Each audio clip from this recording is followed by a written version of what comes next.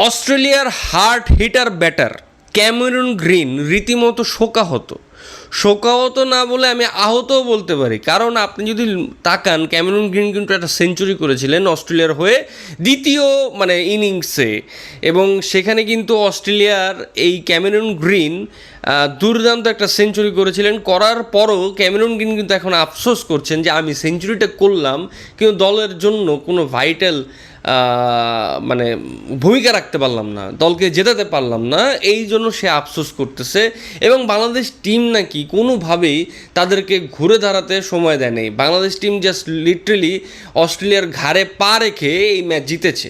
এটা ক্যামেরন গ্রিনের কথা, আমার কথা না। তো ক্যামেরন গ্রিন কিন্তু রীতিমতো আফসোসে ভুগছেন যে আমি এই সেঞ্চুরিটা করলাম কিন্তু তারপরও দলকে জেতাতে পারলাম না। এই ব্যাপারটা আসলে আমরা যদি একটু ব্যাখ্যা করি, তাহলে ক্যামেরন গ্রিন কিন্তু দ্বিতীয় টেস্টে ভালো করতে চান এবং জশ ইংলিশকে, এবং অপরদিকে জানা গেছে প্যাট কামিন্স জিম্বাবুয়ের যে ক্যাপ্টেন আছে তার সাথে মিটিং করেছে, এবং সেই মিটিংয়ে সে একটু সে জানতে গেছে আসলে কীভাবে জিম্বাবুয়ে বাংলাদেশকে হারিয়েছে। সেই ফর্মুলা জানার জন্য অস্ট্রেলিয়ার ক্যাপ্টেন জিম্বাবুয়ের ক্যাপ্টেনের সাথে একটু মিটিং করেছে, এবং এটা কিন্তু শিওর বাংলাদেশকে হারানোর জন্য সকল প্রকার চেষ্টা তারা করবে।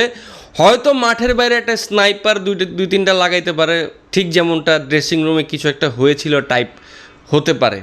তো এইটা একটু আপনারা মাথায় রাখবেন। বাংলাদেশ টিম যদি হেরেও যায়, প্লিজ অবাক হবেন না, দুঃখ পাবেন না, কষ্ট পাবেন না, কারণ ড্রেসিং রুমে হয়তো কিছু একটা হয়েছিল।